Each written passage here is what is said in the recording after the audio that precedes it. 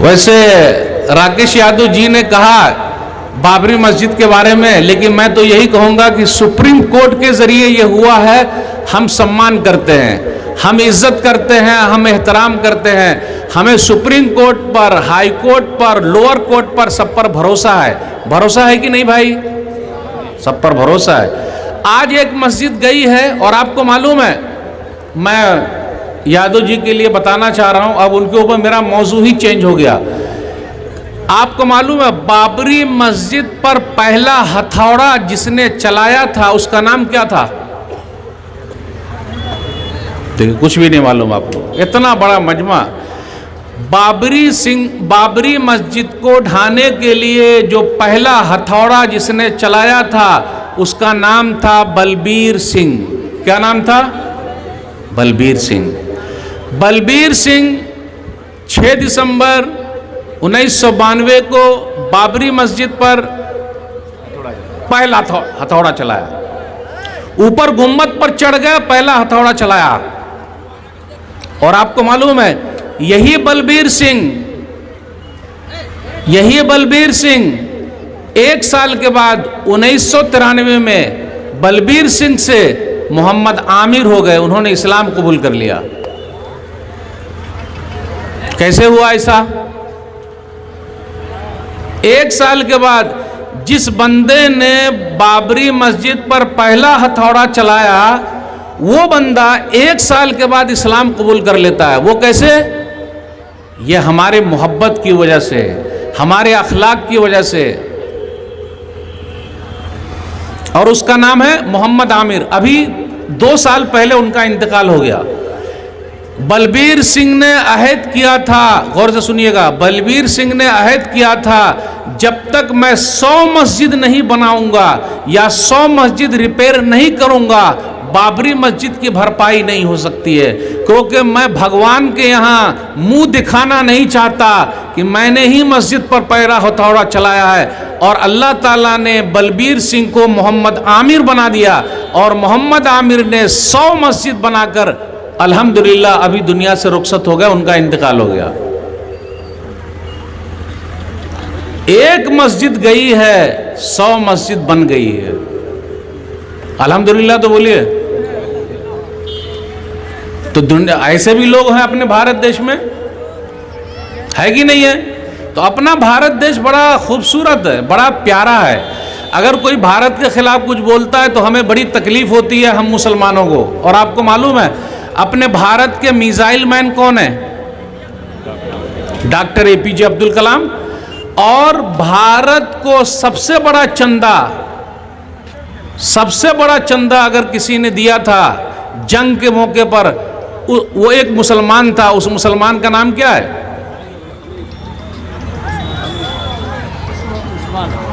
मीर उस्मान अली। मीर उस्मान अली ने, जो हैदराबाद के नवाब थे, 5 टन या 6 टन सोना दे दिया था।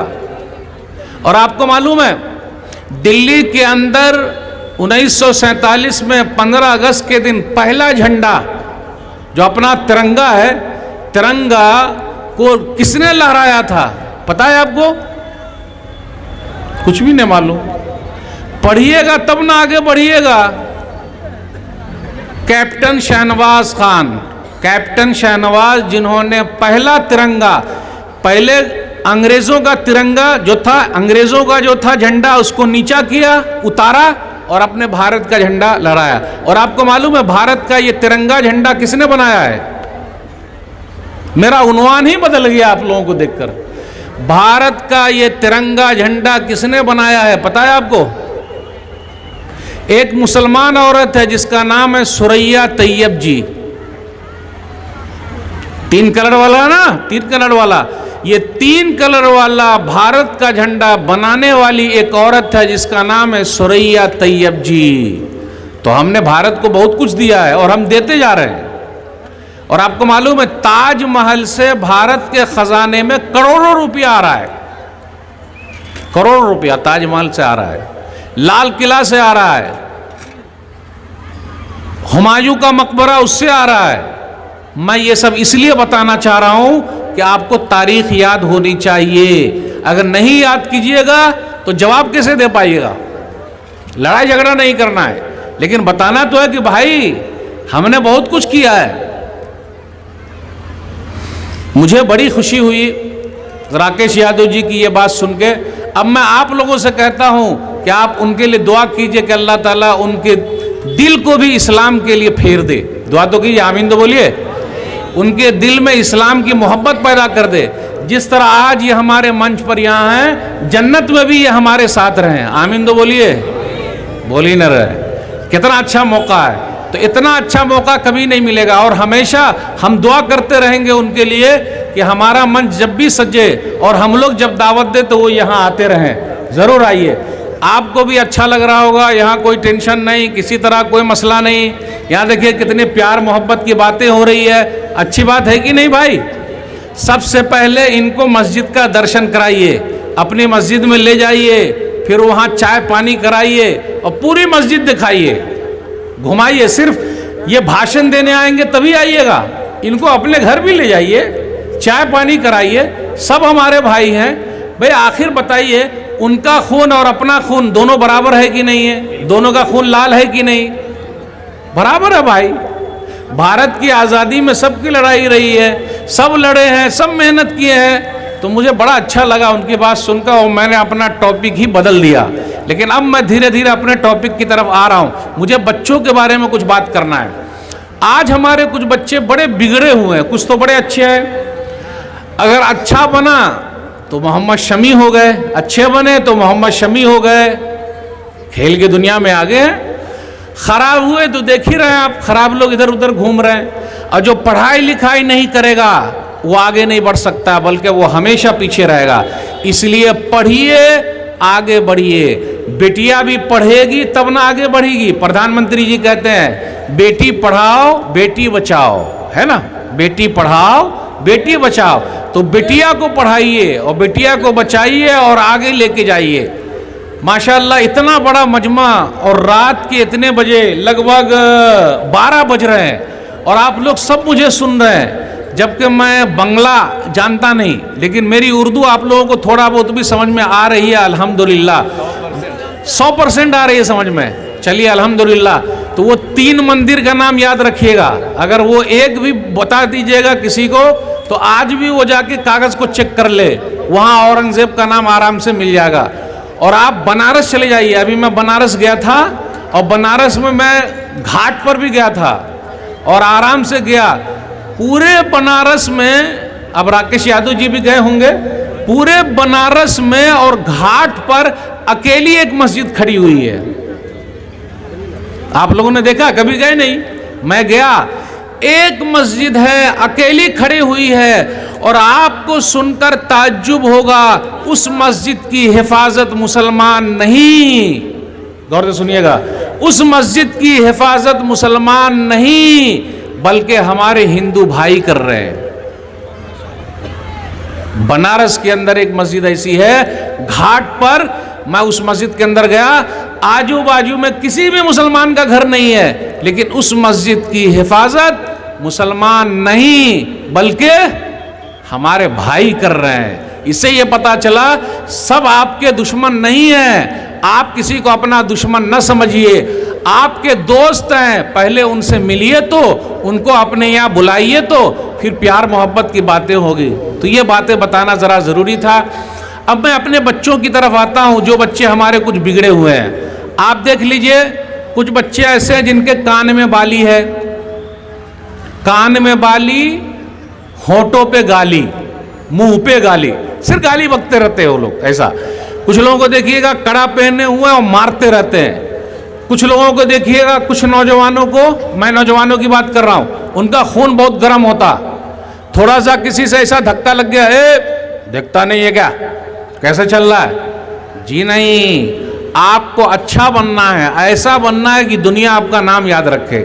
जब आप अच्छे बनिएगा तब ना दुनिया आपका नाम याद रखेगी, और ऐसे खराब रहिएगा तो दुनिया कैसे याद रखेगी? अच्छा बनिए।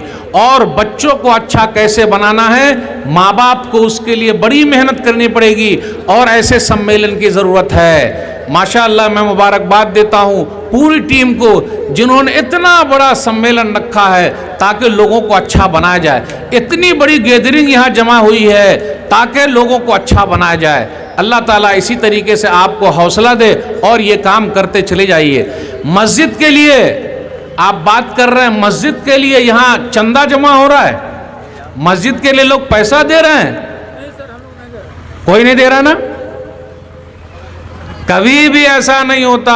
जो कुछ भी होगा हमको खुद तैयारी करनी, खुद अपना एक वक्त का खाना कम खाएंगे, रोटी कम खाएंगे, भात कम खाएंगे, दाल कम खाएंगे, लेकिन अल्लाह का घर पहले बनाएंगे।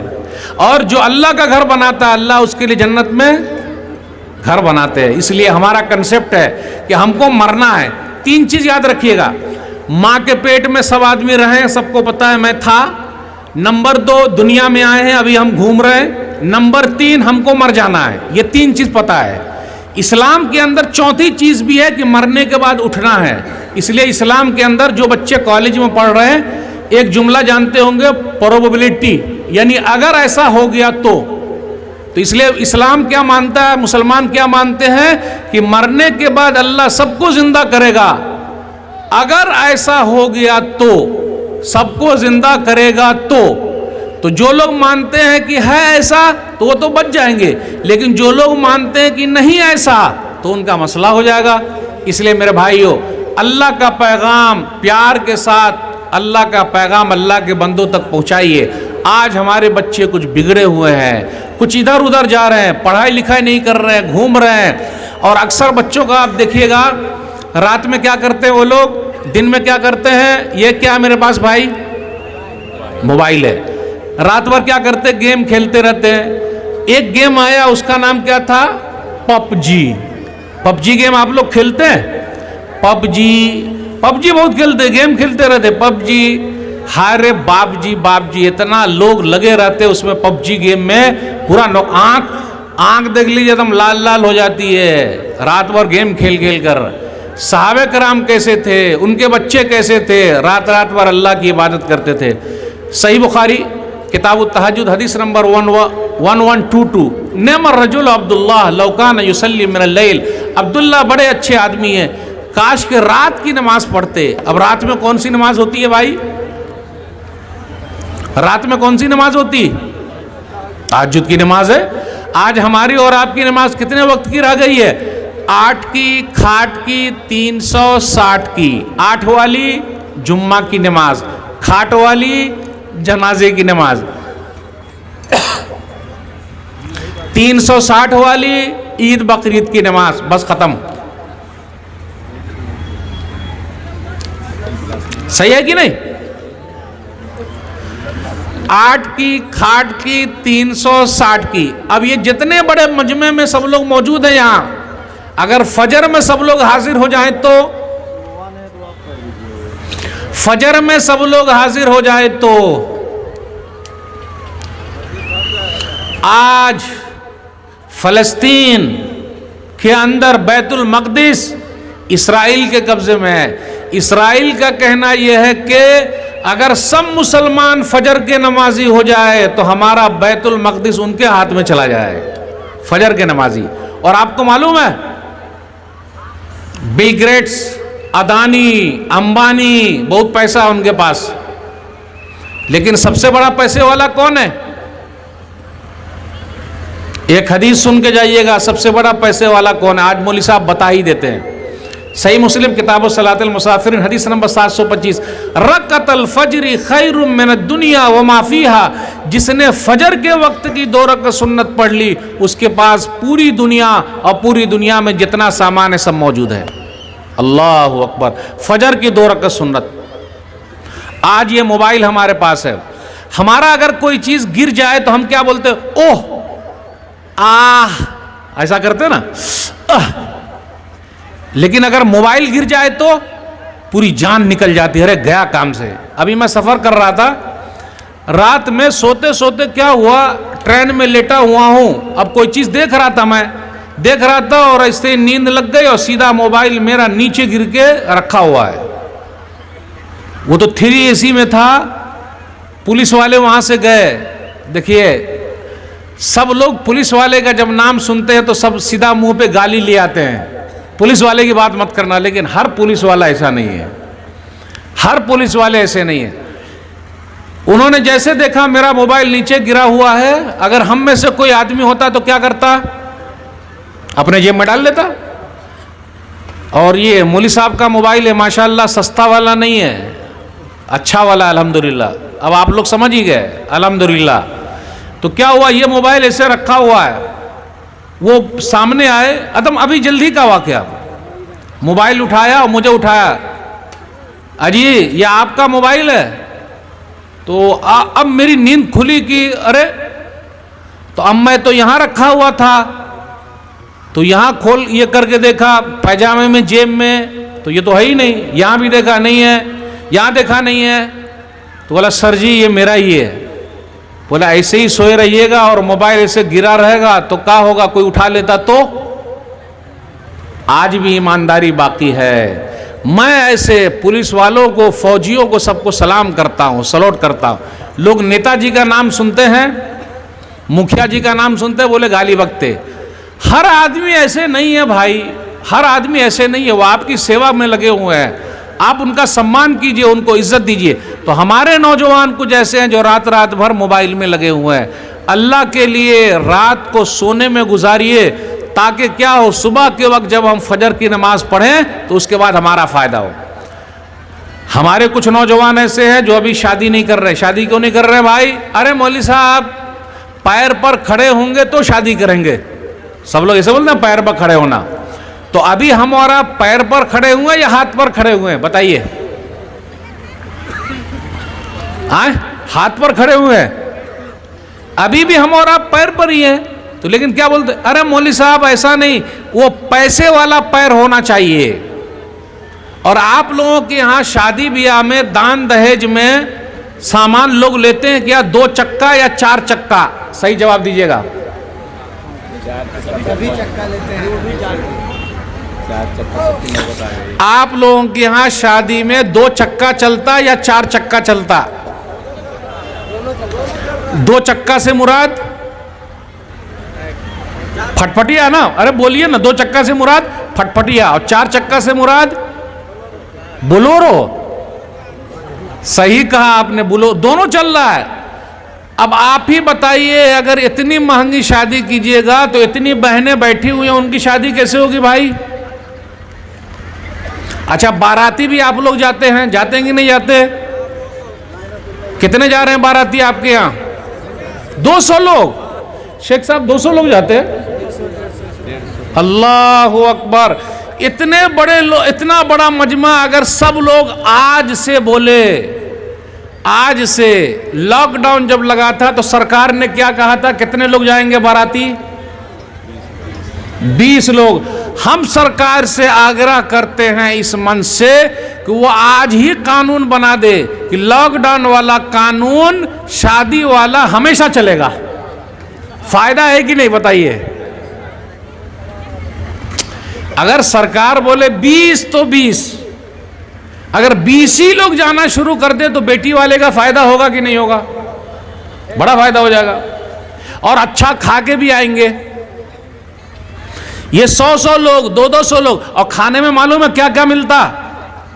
आजकल लोग पानी भी बिस्लेरी वाला पी रहे हैं, पी रहे कि नहीं? शादी ब्याह में जाते, और एक पानी का नाम आता कीनले। कीनले जानते हैं आप? कीनले, कीनले को एकदम गाढ़ी उर्दू नहीं, एकदम नीचे वाली उर्दू करेंगे तो उसका मतलब होता खरीद ले, यानी कोई चीज ले ले। तो लोग वो वाला पानी पी रहे हैं। अब आप ही बताइए, किसी दूसरे के यहाँ आप जा रहे हैं, कल का पानी वो ज्यादा अच्छा है, वो आपके कीनले पानी से। कल का पानी जो हाथ का चापाकल है, और उस लड़की वाले ने जो आपको खिलाया है, हो सकता है ब्याज पर ला के खिलाया हो, और ब्याज का पैसा मुसलमान के लिए खाना हलाल नहीं है, क्योंकि किसी का खून चूसना हो गया। तो आप वहां जा रहे हैं, खाना खा रहे हैं, अच्छा कर रहे हैं या गलत कर रहे हैं, बोलिए? और कभी कभी ऐसा होता कि बाराती की गाड़ी ही उलट जाती है, पूरे बाराती लोग मर जाते, लेकिन रोटी और बूटी नहीं छोड़ते। जानते हैं? रोटी और बूटी खाना नहीं छोड़ते। 15 साल हो गए अल्हम्दुलिल्लाह मैं कहीं बाराती नहीं गया। 15 साल हो गए, अकेला आदमी, मैं सीधा भिरा हूं। और मैं उलमा से भी कहता हूं ये लोग भी ये अहद कर ले कि चाहे जो हो जाए, जो लेन देन करेगा, डीजे बजाएगा, बाजा बजाएगा, उसका निकाह नहीं पढ़ाएंगे, सीधा निकाह नहीं पढ़ाएंगे। मैं कोई निकाह पढ़ाता हूं, शर्त है पहले लड़की को महर देना या बताने का कि हाँ हम मार देंगे, तो मैं निकाह पढ़ाता हूं, वरना नहीं। और बाराती का 15 साल हो गया नहीं। भाई लड़की वाले पर बोझ बनिएगा तो हम सरकार से बार बार कहते हैं कि वो 20 वाला कानून आप लागू रखिए, हमेशा हमेशा लागू रखिए, बड़ा फायदा होगा और पूरे भारत देश का फायदा हो जाएगा। होगा कि नहीं होगा? माशाअल्लाह। इसलिए मेरे भाइयों, शादी सादी करनी है, सिंपल करनी है। जितना सिंपल कीजिएगा बेटी वाला आपको दुआ देगा। और जो खाना मिल जाए आप खा लीजिए। ये क्या, अरे अच्छा नहीं था, बूटी बराबर नहीं थी, ओहो मेरे दांत में घुस गया, अरे मैं डायबिटीज का मरीज हूं, मैं बीमार आदमी हूं, तो आप गए क्यों बाराती भाई? आप गए क्यों? तो आज इस मंच से आप लोग लेके जाइए, बाराती नहीं जाएंगे। बोलिए मेरे साथ, बाराती। देखिए नहीं बोलना है क्योंकि जाएंगे सब।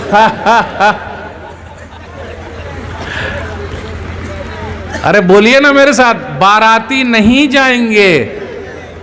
हाँ जाएंगे। कितने भाई ये बाराती नहीं जाएंगे? हाथ उठाइए तो। शेख सबका नाम लिख लीजिए, सबका नाम लिखिए और कैमरा घुमाइए। मोबाइल से अभी फोटो ले रहे हैं, हाथ उठाइए। ये लोग बारात नहीं जाएंगे अब, बस खत्म। जैसे मैं 15 साल से नहीं जा रहा हूं, तो अगर मेरा साथ 15 लोग भी दे दें तो बहुत है। भाई नहीं जाना है तो नहीं जाना है, क्योंकि लड़की वाले पर बोझ क्यों बनना? बेचारा दिल से नहीं खिलाता है। उससे जाके पूछिए, ब्याज पर पैसा लाया है, जमीन बेच के पैसा लाया है, कहां कहां से पैसा लाया है, कैसे आपको खिला रहा है, और आप खाना खाने जा रहे हैं। और जब आपकी मेहमान नवाजी अच्छी नहीं हुई, अरे क्या खिलाया, जूता मारा, सही नहीं था, ये है वो है, गए कहे को। तो आहद कीजिए, जी हमें नहीं जाना, शादी एकदम सिंपल करनी है। अपने यहाँ कुछ नौजवान ऐसे हैं जो आंख लड़ाने में भी बहुत आगे आगे। जानते हैं आंख लड़ाना? लाइन मारना। लाइन मारना जानते कि नहीं जानते? भाई कोई महिला जा रही है, आप सम्मान कीजिए, उसकी इज्जत कीजिए। वो किसी की माँ है, किसी की बहन है, किसी की बेटी है, किसी की फूफी है, किसी की खाला है। अगर आपकी माँ को, आपकी बेटी को, आपकी बहन को, आपकी खाला को, आपकी फूफी को कोई लाइन मारे तो अच्छा रहेगा? जिस तरह हम चाहते हैं हमारी बेटी, हमारी फूफी, हमारी माँ, हमारी बहन, हमारी खाला है, उसी तरह भारत के अंदर भी जितने लोग बसते सबका सम्मान जरूरी है। अगर हम और आप सम्मान नहीं करेंगे तो करेगा कौन? इसलिए मेरे भाइयों, अहद करके जाइए, चाहे जो भी हो गया। इधर उधर जो भी आंख लड़ाता है उसको आंख नहीं लड़ाना। एक हदीस सुनाना चाहता हूं, मुस्नद अहमद की हदीस है, हदीस नंबर 22211, 22212 हदीस नंबर। एक नौजवान नबी सल्लल्लाहु अलैहि वसल्लम के पास आया और कहा, अल्लाह के रसूल सल्लल्लाहु अलैहि वसल्लम, मुझे ज़िना करने की, गलत काम करने की इजाज़त दे दीजिए। तो लोग ना, अरे अल्लाह तौबा, क्या बात कर रहा है ये, क्या बात कर रहा है, अल्लाह तौबा। तो नबी सल्लल्लाहु अलैहि वसल्लम ने उसे बुलाया और प्यारे अंदाज से समझाया। हम में से भी कुछ नौजवान ऐसे, उनके लिए भी हमारा अंदाज बहुत प्यारा है। नबी सल्लल्लाहु अलैहि वसल्लम ने फरमाया, देखो सुनो, तुम्हारी माँ के साथ अगर कोई गलत काम करे तो वो गुस्से में आ गया, बोले रहे ऐसा? तो नबी सल्लल्लाहु अलैहि वसल्लम ने कहा कि लोग भी नहीं चाहते कि उनकी माँओं के साथ कोई गलत काम करे। फिर कहा तुम्हारी बेटी के साथ कोई गलत काम करे तो? बोले नहीं, ऐसा कैसे होगा? बोले लोग भी नहीं चाहते कि उनकी बेटियों के साथ कोई गलत काम करे। फिर कहा अच्छा ये बताओ तुम्हारी बहन के साथ कोई गलत काम करे तो? बोले नहीं, ऐसा कैसे हो जाएगा? फूफी के साथ, खाला के साथ? बोले ऐसा कैसे होगा? प्यारे नबी सल्लल्लाहु अलैहि वसल्लम ने दुआ कर दी और कहा अल्लाहुम्मा अग़फ़िर ज़ंबहु व तहिर क़ल्बहु व हस्सिन फ़रजहु, ऐ अल्लाह इनके गुनाह को माफ़ कर दे, इनके दिल को साफ़ कर दे, इनकी शर्मगाह को पाक कर दे। आगे आया हदीस में लिख के कि जब नबी सल्लल्लाहु अलैहि वसल्लम ने ऐसी दुआ कर दी तो मैं भी दुआ करता हूँ ऐसे नौजवानों के लिए। जब नबी सल्लल्लाहु अलैहि वसल्लम ने ऐसी दुआ कर दी, दुआ में बहुत तासीर है, दुआ करते रहिए हमेशा। ऐसी दुआ कर दी, हदीस के अंदर आया कि फिर उसके बाद वो नौजवान कभी बुराई की तरफ नहीं आया। अल्लाह तौबा कर लिया, कान पकड़ लिया। इसलिए हम और आप जब ये चीज़ सुनते हैं तो अपनी सोसाइटी को अच्छा बनाने के लिए हमें और आपको आगे बढ़ना होगा, तभी हमारा भारत देश आगे निकलेगा। अगर हम और आप एक रहेंगे तभी हमारा फायदा होगा। एक दो मिसाल और देना चाहता हूँ। कुछ नौजवानों के बाल आप देख लीजिए, सुअर कट बाल है, जानते हैं सुअर कट बाल? ये मेरा सर देखिए, सुअर कट बाल मतलब ये चारों तरफ से, ये साइड से काट लेता है, बीच में उठा देता है। रसल को जानते हैं आप लोग? रसल, अरे वेस्ट इंडीज टीम के खिलाड़ी है ना रसल, रसल बॉल को कर देते हैं मसल, कोई भी मारे वो सिर्फ छक्का मारते हैं। रसल बॉल को बहुत मारते, छक्का मारते हो। वो रसल का भी बाल वैसे ही उठा हुआ है। तो हमारे कुछ नौजवान वैसे उठा के चल, तो ऐसे कट को बोलते सुअर कट। ये कौन सा कट है ये? क्योंकि सुअर का मुंह देखिएगा आप, ऐसा मुंह बनाया रहता है, उसके ऊपर बाल ऐसे खड़ा रहता। ये मैं नहीं कहता, आप फोटो में जाके देख लीजिए, आपको सीधा मिल जाएगा कि मौलवी साहब जो बोल रहे हैं ऐसा सुअर अमेरिका में पाया जाता है। वो उसी टाइप से उनका भी बाल ऐसे खड़ा हुआ है। तो ऐसा मत कीजिए, नबी सल्लल्लाहु अलैहि वसल्लम ने ऐसा बाल रखने से मना किया है। हदीस के अंदर आया, सही बुखारी किताबुल लिबास हदीस नंबर 5920, यनहा अनिल क़ज़ी, कि नबी सल्लल्लाहु अलैहि वसल्लम ने ऐसा बाल काटने से, कुछ काट लिया जाए कुछ छोड़ दिया जाए, ऐसा करने से मना किया है। अपने यहाँ एक चीज़ और है, लोगों को क्या करना चाहिए? दाढ़ी बढ़ाओ, मोछ कटाओ। लेकिन अपने यहाँ कितने लोग ऐसे मिल जाएंगे आपको कि वो दाढ़ी भी छिलाए हुए हैं। दाढ़ी छिलाए कि नहीं छिलाए? यादव जी को देखिए, उनके बाद दाढ़ी है कि नहीं है? कितने सुंदर लगते हैं देखने में, देख रहे हैं आप? दाढ़ी में कितने अच्छे लग रहे हैं, लग रहे हैं कि नहीं लग रहे हैं? तो मैं आप जैसे नौजवानों को बोलता हूं, आप काहे छिलाते हैं? उनको देखिए कितने अच्छे लग रहे हैं। अच्छा, प्रधानमंत्री जी के पास भी दाढ़ी है कि नहीं है? प्रधानमंत्री और अपने पुराने एक प्रधानमंत्री जी थे मनमोहन सिंह जी, दाढ़ी थी कि नहीं थी? है। तो आप रखिएगा तो डर की बात क्या है? क्यों घबराते हैं आप? और माँ बहनों से कहता हूं, आपने पर्दा करना, क्योंकि अपने भारत देश के अंदर ऐसा है कि आप हिंदू महिला को भी देखिए, आप लोगों के इलाके में भी वो घूंघट लेती है। आप राजस्थान चले जाइए, बिहार में जाइए, गुजरात जाइए, कहीं भी जाइए, वो लंबा घूंघट लेती है। वो जो पुरानी औरतें सब है, आप देखिए, नई नई महिला सब। तो ये तो हमारे भारत की संस्कृति है, ये तो खूबसूरती है। तो अगर हमारी औरतें पिल्लू लेगी, कपड़े लेगी, तो गलत क्या है? हिजाब और निकाब, इसका मसला क्या है? ये तो अपने भारत देश के अंदर अनेकता में एकता है। सही हिंदी बोला कि नहीं? अनेकता में एकता है, यानी भारत में हर तरह के लोग बसते हैं। ये भी रहे, ये भी रहे, ये भी रहे, उसी में हमारी खूबसूरती है। इसलिए मेरे भाइयों, भारत के अंदर जो अनेकता में एकता है उसको बचा के रखना ज़रूरी है। तो आप इस्लाम पर अमल कीजिए, कोई आपको मना करने वाला नहीं, लेकिन आप पहले खुद अमल कीजिएगा तब होगा। अगर अमल नहीं कीजिएगा तो नहीं हो सकता। बस एक दो बात और बयान करके आपसे रुखसत होऊंगा। अपने यहाँ एक चीज़ ये भी है कि बड़ों का सम्मान ख़त्म हो गया है, अब बड़ों की इज्जत नहीं हो रही है। हमारे जो बुज़ुर्ग हजरात हैं, हम और आप उनका सम्मान नहीं कर रहे हैं। बुज़ुर्ग हजरात खड़े हुए हैं और हम और आप बैठे हुए हैं। नौजवान लोग, अरे आप लोग नौजवान हैं, आप खड़े रहिए, बुजुर्ग को बैठाइए। जो हमारे बुजुर्ग है, चाहे वो जिस धर्म के हो, जहाँ के भी हो। हदीस के अंदर आया, सही सुनन तिरमिज़ी किताबुल बिर वसीला हदीस नंबर 1919, एक बुजुर्ग आदमी, बूढ़े आदमी नबी सल्लल्लाहु अलैहि वसल्लम से मिलना चाहते थे। तो अब क्या हुआ, भीड़ लगी हुई है, बूढ़े आदमी आगे आ रहे हैं, लोग ज़रा उनको लाइन नहीं दे रहे हैं। तो नबी सल्लल्लाहु अलैहि वसल्लम ने फरमाया, लैसा मिन्ना मन लम युक़्क़िर कबीरना वयरहम सगीरना, वो हम में से नहीं है जो हमारे बड़ों की इज्जत नहीं करता और छोटों पर रहम नहीं खाता। इसलिए बड़ों की इज्जत कीजिए, उसका सम्मान कीजिए। बड़ों की इज्जत करना कहीं भी मिले। चाचा, अरे चाचा कैसे हो? ठीक ठाक। अगर आप बाइक पर जा रहे हैं तो उनको पीछे बैठा लीजिए। आपकी बाइक खाली क्यों जा रही है?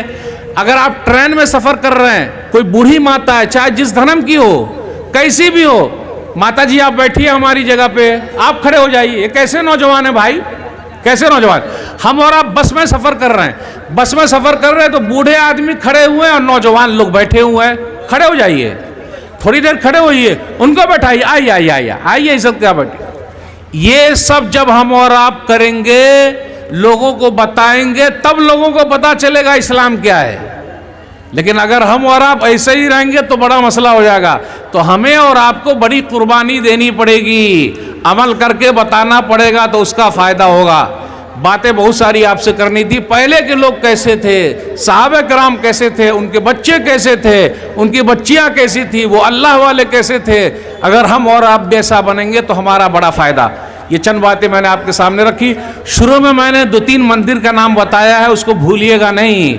और ये भी मत भूलिएगा, यादव जी एक चीज़ और मैं भूल गया, याद रखिएगा। औरंगजेब की कैबिनेट में, आप लोग भी याद रखिएगा, औरंगजेब की कैबिनेट में डॉक्टर राम पुनियानी कहते हैं कि औरंगजेब की कैबिनेट में 34% हिंदू थे। उनकी कैबिनेट में, जो कैबिनेट उनकी थी, जैसे अभी अपनी कैबिनेट कहाँ है? दिल्ली में है। लेकिन दिल्ली में अभी प्रधानमंत्री जी की कैबिनेट में एक भी मुसलमान नहीं है, एक भी नहीं है अभी। लेकिन औरंगजेब की कैबिनेट में उनके दौर में 34% हिंदू भी रहते थे। तो वो कैसे हिंदू विरोधी हैं? वो तो मोहब्बत करने वाले थे। इसलिए ये सब बातें डॉक्टर राम पुनियानी ने कहा है, मैंने नहीं कहा। मैं उनकी वीडियो सुनता हूं, वही बात मैं लिख लेता हूं। मेरी सब बात आप वीडियो पर जाकर क्लिक कीजिएगा, डॉक्टर राम पुनियानी ऑन औरंगजेब, वो आराम से बता देंगे और आपको मिल जाएगा। तो ये चंद बातें मैंने आपके सामने रखी। आप सम्मान के साथ, प्यार के साथ लोगों के साथ रहिए, प्यार को फैलाइए, मोहब्बत को फैलाइए। यही हमारा देश है। इसलिए हम कहते हैं सारे जहां से अच्छा हिंदुस्तान हमारा सबसे प्यारा देश है और इसको आगे बढ़ाने में हम सबको योगदान देना है। इसलिए प्रधानमंत्री जी कहते हैं सबका साथ, सबका विकास, सबका विश्वास, सबका प्रयास। ये 3 चीज याद है कि नहीं? 4 हो गए, अभी चौथा अभी जुड़ा है। 3 तो पहले से था। सबका साथ, सबका विकास, सबका प्रयास, सबका विश्वास। तो विश्वास जीतेंगे जब सबके साथ सही होगा, तभी हो पाएगा, तभी हम आगे निकल पाएंगे। बातें बहुत सारी आपसे करनी थी। नौजवानों से मैंने यही कहा, आप मिसाली नौजवान बनिए, लोगों के काम आइए, लोगों की सेवा कीजिए। लोगों की सेवा करेंगे तो लोग आपको याद रखेंगे। अल्लाह से दुआ है, अल्लाह हम सबको